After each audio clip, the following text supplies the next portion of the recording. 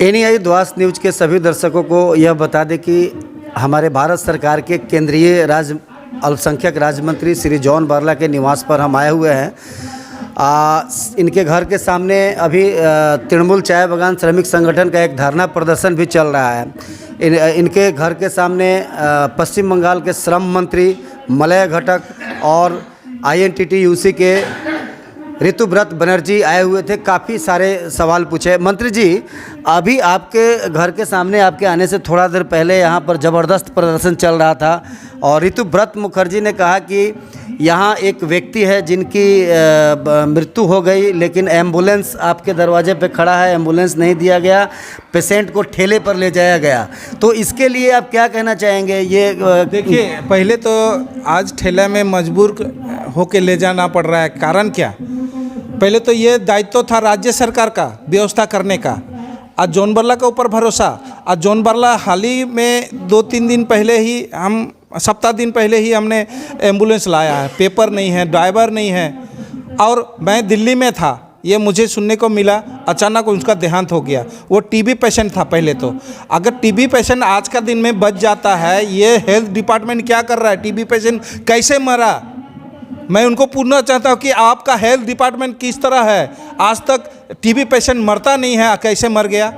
और आपका तो पहले दायित्व था कि राज्य सरकार का दायित्व था कि एम्बुलेंस इस क्षेत्र में कितना राज्य सरकार के अंडर में कोई भी हॉस्पिटल में, हेल्थ सेंटर में कितना एम्बुलेंस है? आपने कितना एम्बुलेंस दिया है अभी तक राज्य सरकार ने? ये राज्य सरकार का स्वास्थ्य विभाग का फेल्योर दिखाया जाएगा कि एक व्यक्ति को ठेला से ले गया गया और आरोप आप पर लगाया जा रहा है। देखिए, आज मजबूरन चाय बागान का मजदूर के पास एम्बुलेंस का व्यवस्था नहीं है, जिसके कारण से उसको ठेला में कभी कंधे पे लेके जाना पड़ता है। ऐसा ये तो लखीपड़ा का बात है। ये हर कोना में जाइए, मजदूर को अपना कंधे पे लेके हॉस्पिटल ले जाना पड़ता है एम्बुलेंस नहीं होने के कारण। राज्य सरकार अपना चला रहा है। ये तो दीदी और भाईपों का दायित्व था। आज क्यों नहीं उनके ये व्यवस्था नहीं किया जा रहा है? जोया जैसे कितना परिवार है ऐसे, आज उनके लिए क्यों खड़े नहीं हो रहे हैं? आज आयुष्मान भारत अगर होता 5 लाख का आयुष्मान भारत तो आज जोयो भाई बच जाता है। आयुष्मान भारत स्वास्थ्य साथी आपका कहाँ गया? 5 लाख दूसरे राज्य में इम्प्लीमेंट हुआ, इस राज्य में अभी तक इम्प्लीमेंट क्यों नहीं हुआ? अभी तक लागू क्यों नहीं हुआ? जिसके कारण आज जोयो को मरना पड़ा। आज अगर उसके पास पैसा होता, ये नर्सिंग होम में जाके ट्रीटमेंट कराता। आज ये ट्रीटमेंट नहीं कराना, पैसा नहीं होने का वजह, ये आयुष्मान भारत कार्ड नहीं होने की वजह से उसको 5 लाख रुपए नहीं मिला। नहीं मिलने की वजह से उसका जान गंवाना पड़ा। ये दोष सारा का सारा ये राज्य सरकार का दोस्त है। ऋतुव्रत ये कल परसों आया और उसके बाद आज आने के बाद वो सारा उसका मरण से जन्म से लेकर मरण तक उसको याद आ गया। उनका परिवार के लिए हमने क्या क्या किया, उसको एक दिन में उसको पूरा आ गया, जन्म से लेकर मरण तक का हमने। और दिलदार का बात बोला, वो दिलदार भाई वो आज लास्ट स्टेज में है, किडनी दोनों फेलियर है। आज उसका पास आयुष्मान भारत होता तो वो भाई आज भी बच जाएगा। लेकिन आयुष्मान भारत 5 लाख स्वास्थ्य साथी तो दूर का बात है, आयुष्मान भारत अगर इम्प्लीमेंट किया होता तो आज उसका परिवार उनको डायलिसिस करके बचा भी सकेगा। लेकिन अभी तक पता नहीं कितना दिन वो ईश्वर उनको कृपा देगा, ये हमें मालूम नहीं है। लेकिन आयुष्मान भारत होता तो कम से कम एक डायलिसिस करने में 4,000-5,000 चाय बागान का मजदूर एक दिन में महीना में 4-5 हज़ार रुपया इनको सैलरी मिलता है, तो वो कैसे इस दादू को इलाज करेगा? ये अगर आयुष्मान भारत का होता तो शायद उसको और हम कई साल तक वो हमारे पास जीवन के साथ बिताने। अच्छा, द्वास इलाके में देखा जाता है चाय श्रमिकों के लिए अभी यहाँ पे एक घोषणा किया गया आपके घर के सामने की लगभग 111 जगह पर चाय बागान इलाकों में क्रेज हाउस बनेगा और आपका प्राथमिक स्वास्थ्य केंद्र बनेगा। यहाँ एक बढ़िया हॉस्पिटल की भी काफ़ी कमी है, क्या कहना चाहिए? देखिए, अभी मैंने इस इलाका में एक ग्रुप हॉस्पिटल था, इस एरिया में ग्रुप हॉस्पिटल अगर इसको और अपग्रेड किया होता तो आज कितने लोग इसका बेनिफिट लेता। लेकिन इन्होंने कोई भी ग्रुप हॉस्पिटल, चाहे वो मलांगी में हो, चाहे वो कालचिनी में हो, चाहे गुडरी कंपनी में ग्रुप हॉस्पिटल हो, ये अगर अपग्रेड राज्य सरकार हैंड ओवर लेके अपग्रेड किया होता तो लोग काफ़ी इसमें बेनिफिट होता है। लेकिन राज्य सरकार का हेल्थ डिपार्टमेंट एकदम कमज़ोर है, जिसके कारण से हेल्थ का कोई भी सुख सुविधा नहीं मिल रहा है, जिसके कारण से हमारा ज़िंदगी जीने से पहले ही हमारे भाई बहन माँ बाप गुजर जा रहे हैं। तो ये टीबी से जिसकी मौत हुई उसके लिए किसको लापरवाह मानते हैं? देखिए, राज्य सरकार का दायित्व तो है। राज्य सरकार सही समय में इलाज नहीं किया है, और इनका इलाज तो फर्स्ट प्रायोरिटी में इसको दिया जाता है, स्वास्थ्य केंद्र में फर्स्ट प्रायोरिटी दिया जाता है। लेकिन आज के क्यों इनको मरना पड़ा? ज़रूर ये हेल्थ डिपार्टमेंट का कमियां के वजह से आज ये भाई गुजरना पड़ा, आज हमें छोड़ के जाना पड़ा। अच्छा, यहाँ पे एक और चीज़ उन्होंने कहा कि प्राथमिक स्वास्थ्य केंद्र और क्रेज हाउस 111 जगह पे बनाएंगे। आपके घर के सामने में घोषणा किया, ये इसको क्या किस तरह से लेते हैं? 12 साल कहाँ गया? 12 साल अभी नज़र आ रहा है। अभी सामने पंचायत इलेक्शन है कि लोगों को लुभाने के लिए। इससे पहले भी तो अब क्रेज हाउस का बात बोला है, सभी के इंदिरा आवास ज़मीन का पट्टा मिल जाएगा बोल के आपने फॉर्म फिलअप किया, आधार कार्ड लिया, जो वोटर कार्ड लिया कि इंदिरा आवास बना देगा, प्रधानमंत्री आवास बना देगा, और कितना सारा आप लुभावना बातें आपने किया। लेकिन अभी तक तो किसी का इम्प्लीमेंट नहीं हुआ है। ना घर बना, ना रास्ता घाट बन रहा है, ना नदी नाला।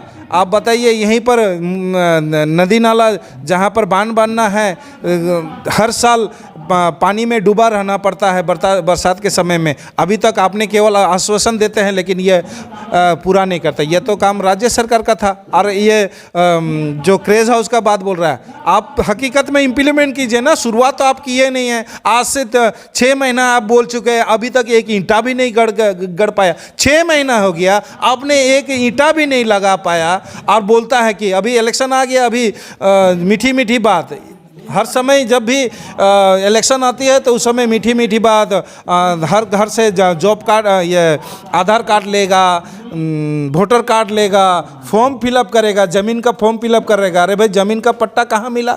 ज़मीन का पट्टा, मैं जिस घर में रहता हूँ उसका ज़मीन का पट्टा, ये क्यों नहीं बोलते हैं? ज़मीन का पट्टा किसको मिला है? रोहिंग्या वाला को मिला है। जब 2011 में दीदी ने घोषणा किया, 2011 में घोषणा किया, जीतने के बाद में पहली बार मुख्यमंत्री बनी, उसके बाद घोषणा किया कि ज़मीन का पट्टा देगा। उस समय बोला, फिर उसके बाद हमें खुशी हो के हमें हर गांव में, हर बगान का गेट में हम लोग छुट्टी करके ढोल मादल बाजा बजा होली खेला गया। लास्ट में देख रहा है हमारा नहीं मिला। किसको मिला?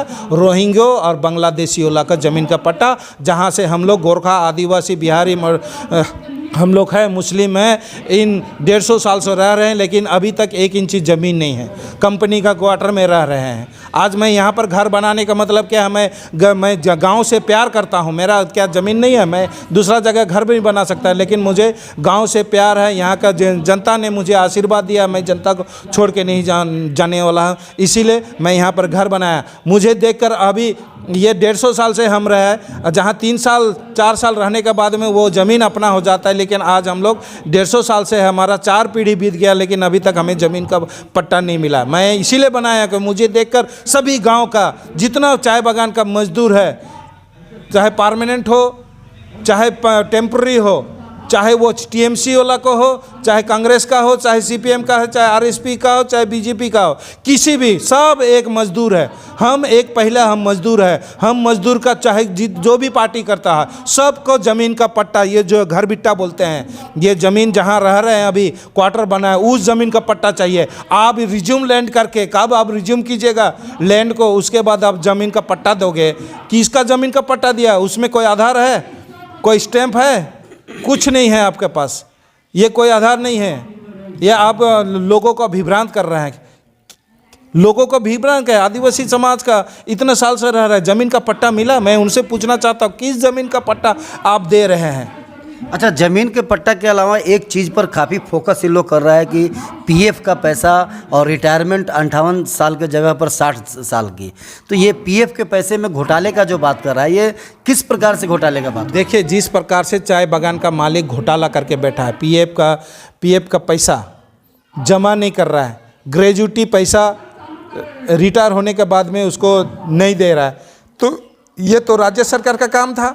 ऑलरेडी चाय बागान का मालिक पीएफ जमा नहीं कर रहा है, ग्रेजुटी नहीं दे रहा है, केस पीएफ के लिए केस करा जा रहा है पीएफ डिपार्टमेंट। कई बार एक एक चाय बागान का 10 बार 15 बार केस किया करके थाना में डायरी करके बैठा हुआ है। केस लॉज हो गया है, वारंट भी निकला है, लेकिन अभी तक वारंट निकलने के बाद में कोई मालिक अभी तक अरेस्ट नहीं हुआ है, कोई मैनेजमेंट अरेस्ट नहीं हुआ है। आज अगर 2-4 अगर मालिक अरेस्ट हो जाता, कोई 2-4 मैनेजमेंट अरेस्ट हो जाता, तो जितना पेंडिंग पीएफ है वो सारा पीएफ अपडेट हो जाता है। आज सही जगह में हमला कीजिए ना। हमारा घर में क्या, मैं पीएफ डिपार्टमेंट का मेंबर हूँ क्या? मैं जब एमपी था उस समय था, अभी मंत्री का बनने के बाद में मैं इस डिपार्टमेंट का, मैं भारत सरकार का हूँ, लेकिन ये डिपार्टमेंट मेरा नहीं है अभी। और मेरा बोलिए ना, मैं माइनॉरिटी डिपार्टमेंट से क्या क्या मिलता है उसके बारे में पूछिए, हम बताएंगे। जिस डिपार्टमेंट से हूँ, आप बस चढ़ने वाला से बस का भाड़ा मांगिएगा ना, फिर एरोप्लेन का भाड़ा मांगिएगा। आज श्रम मंत्री यहाँ आए थे, उन्होंने कहा कि 4 साल में आपने कुछ नहीं किया। इसको लेकर आपका क्या कहना है? देखिए, हम राज्य पार्लियामेंट में हम लोग बिल पास करते हैं, ये सारा जनता का सेवा करने के लिए, तो वहीं से तो पास करते हैं, यही तो हमारा काम है। और राज्य सरकार में 5 करोड़ रुपया हर सालाना आता है। मैं जिस काम को चाहता हूँ, आज तक डीएम, मैं इस क्षेत्र को डेवलपमेंट करना चाहता हूँ, कुछ ज़रूरतमंद चीज़ को मैं करना चाहता हूँ, लेकिन राज्य सरकार, यहाँ का डीएम अभी तक 4 साल होने जा रहा है, अभी तक डीएम ने हमें मिलने का मौका भी नहीं दिया। जब मिलने जाता हूं तो 144 धारा लगा देता है। अपने इलाके में आप क्या क्या काम करना चाहते हैं जिसके लिए राज्य सरकार प्रपोजल आप डिमांड कर रहे हैं कि हमको प्रपोजल दे डीएम या इलाके के लोग? देखिए, मैं मेडिकल डिपार्टमेंट, मैं हॉस्पिटल बना चाहता हूँ, 300 बेड का हॉस्पिटल बनाना चाहता हूँ, स्टेडियम बनाना चाहता हूँ, जहाँ पर हमारा यहाँ का लड़का लड़कियाँ युवा युवती अच्छा खेल में नाम करे, देश के लिए खेले, ऐसा व्यवस्था करने के लिए हम तैयार हैं। जहाँ पर हॉस्टल है, हॉस्टल नहीं है, हॉस्टल का व्यवस्था करेंगे, girls hostel, boys hostel, sports complex, market complex हम लोग कर सकते हैं हमारे मिनिस्ट्री के द्वारा। लेकिन राज्य सरकार कोई कॉपरेशन नहीं दे रहा। अभी तक मैं इनका मिनिस्टर के साथ भी बात किया, रब्बानी के साथ में बात भी किया कि आप प्रपोजल डालिए, हमें दीजिए। और ऑलरेडी 700 करोड़ लेके बैठा है, लेकिन अभी तक यूसी नहीं भेजने के कारण से अभी कोई फंड नहीं, कोई प्रपोजल भी भेज नहीं रहा है, क्योंकि हमें जब तक यूसी नहीं मिलेगा मैं दूसरा फंड छोड़ नहीं सकता हूँ। जिस तरह 100 दिन का काम, 100 दिन का काम में हमने केंद्र सरकार इतना सारा पैसा दिया है, करोड़ों रुपया दिया है, उसका हिसाब किताब अभी नहीं दिया। राज्य सरकार, केंद्र सरकार ने पूछा गया है, पत्रचार भी किया है कि आप पहले का जो भी हिसाब किताब है, 100 दिन का, प्रधानमंत्री आवास का जो भी हिसाब किताब है, पहले हिसाब किताब समझाइए, फिर हम देने के लिए तैयार है। आप 1000 करोड़ का बात कर रहे हैं। मलय घटक भी आज बोल रहे थे कि 3 साल पहले 1000 करोड़ जो चाय श्रमिकों के लिए दिया गया, बैलगाड़ी से भी आता तो पहुंच जाता। देखिए, 1000 करोड़ दें तो किसके भरोसे पे दे? 1000 करोड़ दे, आपका जितना नेता मंत्री हिमालय की तरह अपना पैसा का पहाड़ बना के रखा है, कल ये 1000 करोड़, कल का दिन में ये भी दुर्नीति है क्या? हमारा मजदूर के पास ये 1000 करोड़ पहुंचेगा? हमें किसके विश्वास पे हम दे? आप राज्य सरकार, केंद्र सरकार को सारा हिसाब किताब दे और सारा हिसाब किताब ले, हम तैयार है, 1000 करोड़ भी देने के लिए तैयार है। आप यहाँ पर जहाँ पर बैठ के फैसला करना है, जहाँ टेबल पे बैठ के फैसला करना है, आप यहाँ रास्ता पे बैठ के क्या दिखाना चाहते हो? जनता बेवकूफ़ नहीं है, जनता होशियार हो गया। आप झूठा आश्वासन, आपके पास कोई एजेंडा नहीं है, ये एजेंडा है, ये यहाँ पर बोलने वाला बात नहीं है। आप चलिए ना केंद्र सरकार का टेबल में प्रधानमंत्री से बात करें, को जो भी department, labour department, Bhupendra Yadav से बैठ के बात करें, हमारा मिनिस्टर है, लेबर मिनिस्टर, उनके साथ बैठ के समस्या का समाधान करें। आप नहीं बैठेगा, रास्ता पे बैठेगा और चिल्लाइएगा हाँ मोदी ये मोदी वो। अरे आज नॉर्थ ईस्ट को देखिए, देश के हर कोने कोने में मोदी मोदी जय जयकार हो रहा है। आज देखिए दूसरा देश, दूसरा कंट्री मोदी जी का जय जयकार कर रहा है। हमारा राज्य, दूसरा राज्य भी जय जयकार कर रहा है। ये राज्य कभी भी हमेशा झगड़ा करती है, हमेशा एक टेबल में बैठिए ना। झगड़ा जब इलेक्शन के समय आता है उस समय हम तू में हो लेते हैं, लेकिन अभी तक जनता के लिए कुछ काम करना है तो बैठिए, एक टेबल में बैठिए। दूर से आप झगड़ा कीजिएगा तो झगड़ा से समस्या का समाधान नहीं होगा। टेबल में बैठ के टेबल टॉक करके अपना समस्या का समाधान करना चाहिए, मजदूर का तभी भलाई होगा। महोदय, टेक और एसएससी को लेकर जो यहाँ पे बहुत आवाज़ उठ रहा है, उसको लेकर आप क्या कहना चाहेंगे? देखिए, ये जो धारणा दिया है, ये जो हमसे पूछ रहे हैं, मैं इनको पूछना चाहता हूँ कि आपने जो रास्ता पे बैठा हुआ है, एससीसी पास करके, टेक पास करके बैठा हुआ है, जिनको नौकरी मिलना चाहिए, वो रास्ता पे उतर के अपना नौकरी के लिए आवाज़ कर रहा है। और जो पैसा दे के, लाखों लाखों पैसा दे के, 15 लाख, 20 लाख, 25 लाख, 30 लाख दे के नौकरी लिया है, वो अभी कोर्ट ने उनको निर्देश दिया लगभग हाई स्कूल का 12,000 लगभग और प्राइमरी का कम से कम 42,000 नौकरी दांव में लगा हुआ है। उनका नौकरी जाने वाला है। आप बताइए, उन्होंने हजारों हजार लाखों लाखों रुपया दे के नौकरी लिया, अब उनका लाइफ बर्बाद हो गया। भाईपो और पीसी सरकार ने जिस प्रकार से ये 42,000 और 12,000 का नौकरी दांव में लगा दिया है, अब उनको पैसा भी देना पड़ेगा। इतना साल का सैलरी जो जिन्होंने लिया वापस देना है। इनका परिवार तो बर्बाद करके रख दिया, इनको कभी नौकरी नहीं मिलेगा। ये परिवार, इतना सारा परिवार को बर्बाद करने में सबसे बड़ा हाथ भाईपो और मुख्यमंत्री का है। पहले उनसे हिसाब करता हूँ, क्या ये रास्ता पे बैठने का लायक था, ना उनको नौकरी करने का लायक था। अभी वो रास्ता पे बैठ रहा है, जिनको नौकरी मिलना चाहिए तो वो रास्ता पे धरना दे रहा है, रो रहा है, परिवार रास्ता पे उतरा हुआ है। ये सारा इसके बारे में आवाज़ उठाइए ना। जिसके पास नौकरी चला गया है, जिसके पास पैसा लूटा गया, इतना पैसा करोड़ करोड़ रुपया हिमालय जैसे पहाड़ बन के रखा है पैसा, नेता मंत्री सब, इनके बारे में आवाज़ उठाइए ना। और उनको नौकरी दिलाने के लिए आवाज़ उठाइए, उनको पैसा दिलाने के लिए आवाज़ उठाइए। जो रास्ता पे बैठा है उनको नौकरी दिलाने के लिए व्यवस्था है। वो भी तो भारत का वही तो स्टेट का जनता है।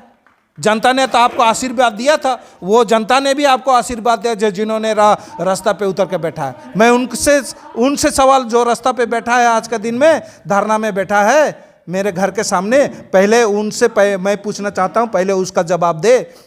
जो अभी तक नौकरी नहीं मिला है, जिसको पास करके बैठा हुआ है, जो फर्स्ट ग्रेड में पास करके बैठा है, वो अभी नौकरी नहीं मिला है, रास्ता पे रो रहा है। सालों साल से 3 साल हो गया वो अभी तक रास्ता पे उतर के बैठा हुआ है, आंदोलन कर रहे हैं। अब ये फालतू का, फिजूल का ये समय बर्बाद कर रहा है। सीधा साधा चाय बागान का मजदूर को इस प्रकार से विभ्रांत कर रहा है।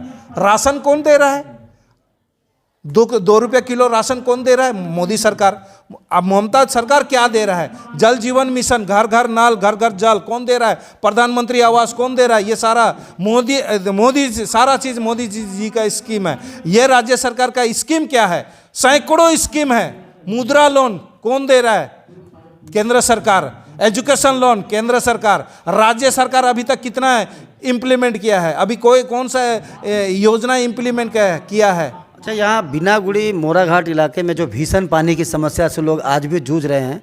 6 महीना के अंदर में हर घर नल के वाला प्रकल्प के तहत 18 करोड़ रुपए आए थे पीएचई का, वो अभी तक घर घर पानी नहीं पहुँचा। इसके लिए किसको दोषी मानते हैं? देखिए, राज्य सरकार का दोषी है। केंद्र सरकार हर घर नल और घर जल का व्यवस्था करने के लिए फंड भेजा जा रहा है। डायरेक्ट केंद्र सरकार नहीं कर सकता है, राज्य सरकार के द्वारा ही कर सकता है। राज्य सरकार ने ये सेंक्शन हो रहा है, फंड भी सेंक्शन हो रहा है, लेकिन कहीं पर पाइप बिछा गया है, टैंकी बना है, अभी तक 2 साल 3 साल हो गया है, अभी तक वो इम्प्लीमेंट नहीं हुआ, लागू नहीं हो पाया अभी तक।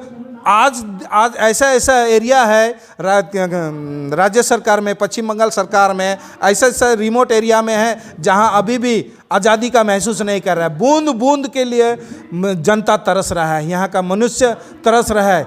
आज़ादी तो मिला है 1947 में, लेकिन अभी भी अभी भी बूंद बूंद के लिए हम तड़प रहे हैं। और मोदी जी का कहना घर घर नल और घर घर जल का व्यवस्था के लिए मोदी जी ने हजारों करोड़ हर राज्य को प्रोवाइड कर रहा है, लेकिन राज्य सरकार इसमें काम नहीं कर रही, जिसके कारण से आज भी हम बूंद बूंद के लिए तरस रहा है। हर चाय बागान में, मोरा घाट में देखिए कब से बना हुआ है, 3 साल हो गया अभी तक बना नहीं है। बिन्नागुड़ी में बना नहीं है, कटहलगुड़ी में नहीं है, चमुर्ची में नहीं है, चुनाभट्टी में नहीं है, रेड बैंक में नहीं है, धरनीपुर में नहीं है। ये सारा बात बोलते हैं।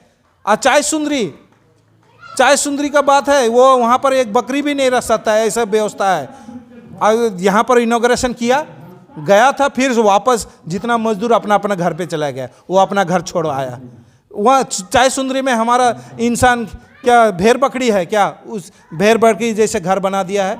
वो अगर एक शादी करेगा तो वो अगर एक बार शादी करेगा तो वो जितना शौचालय बनाया है, एक दिन शादी होगा तो वो अगर शौचालय करेंगे तो वो शौचालय एक दिन में ही भर जाएगा।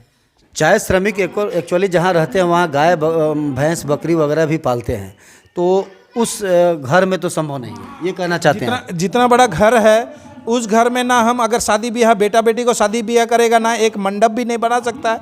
बकरी पाल रहे हैं, गाय पाल रहे हैं, सुअर पाल रहे हैं, ना हम एक बकरी पाल सकता है, ना सुअर पाल सकता है, ना हम एक शादी ब्याह कर सकता है। इस पोजीशन में शायद चाय सुंदरी बना है। और चाय सुंदरी अब एक बार दीवार को हाथ लगाइए तो पूरा झड़ने लगेगा।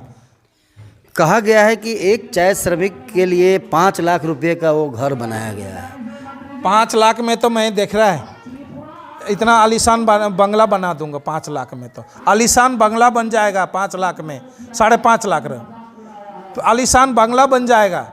और देखिए, जाके देखिए, 1 लाख रुपया भी खर्चा नहीं हुआ है उस घर में।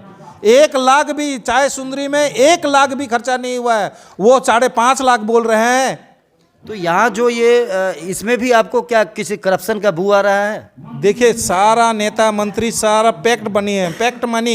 ये ऊपर से लेके नीचे तक सब पैक्ट मनी में ये सारा पैसा चला जाया है। और मजदूर को 1 लाख का घर भी मिला कि नहीं मिला, आप जाके देखिए, फिजिकल विजिट करिए, ईंटा का हिसाब कीजिए, सीमेंट का हिसाब कीजिए, छत का टीन भी लगाइएगा तो एक बार अगर ऊपर से छोटा छोटा पत्थर आएगा, बरसात के समय स्नोफॉल होगा तो वो भी छेद लग जाएगा। ऐसा घर बनाया गया है। कुल मिलाकर ये धरना प्रदर्शन को आप किस परिप्रेक्ष्य में देखते हैं? देखिए, ये कोई आपके घर के सामने, देखिए ये हमारा घर के सामने, ये इनके पास कोई एजेंडा नहीं है। जहाँ पर लड़ाई करना चाहिए, थाना पुलिस कोर्ट कचहरी में लड़ाई करो ना, जाइए केंद्र सरकार में जाके वहाँ पर धरना दे रही है। यहाँ पर हमारा धरना देने से क्या फ़र्क पड़ेगा? आपका पास कोई एजेंडा नहीं है। आप बोलिए ना 100 दिन का पैसा है ना, हिसाब किताब दीजिए, हम 100 दिन तैयार देने लगे। अब ये 1000 करोड़ आपको देंगे, किस भरोसे पे देंगे? आपका नेता मंत्री तो सब चोर चंडाल है, सब जेल में भरा हुआ है, किसके ऊपर देंगे? सभी तो चोर है। कोई कोयला चोर है, कोई गोरू चोर है, कोई शारदा चोर है, कोई नारदा चोर है, कोई रोजबिली चोर है, सारा तो चोर। जॉन बारला जी से अभी बातचीत हुआ। इनके घर के समक्ष जो धरना प्रदर्शन चल रहा है, इसे लेकर सारे सवालों का इन्होंने बड़े बेबाकी से जवाब दिया। अब देखना होगा कि आने वाले दिन में यह धरना प्रदर्शन क्या रूप लेती है और किस प्रकार से चाय श्रमिकों का भला होता है। रमन कुमार झा, NEI द्वास न्यूज, लक्कीपाड़ा चाय बागान, जॉन बारला जी के निवास से।